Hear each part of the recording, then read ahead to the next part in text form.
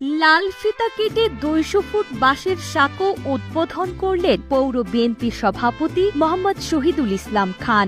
ওই আমার দাদা গো, ওই আমার ভাইয়া গো, তোমরা সবাই আইও, আজ নববীর বাইরে উদ্বোধন করে যাইও। বরিশালের উজিরপুর পৌরসভার ৮ নং ওয়ার্ড এলাকাবাসীর নিজস্ব অর্থায়নে নির্মিত এই সাঁকো ৭ আগস্ট শুক্রবার উদ্বোধন করেন এই পৌর নেতা। আজ নববীর উদ্বোধন তোমরা সবাই আইও, আজ নম্বর ওই গরিব দুঃখী আছেন যারা ভাই, আমি খালেদা জিয়ার পক্ষ থেকে একটা সালাম জানাই। স্থানীয়দের দীর্ঘদিনের যাতায়াত দুর্ভোগ কমাতে আজ আনুষ্ঠানিকভাবে এই সাঁকোটি চলাচলের জন্য উন্মুক্ত করা হয়।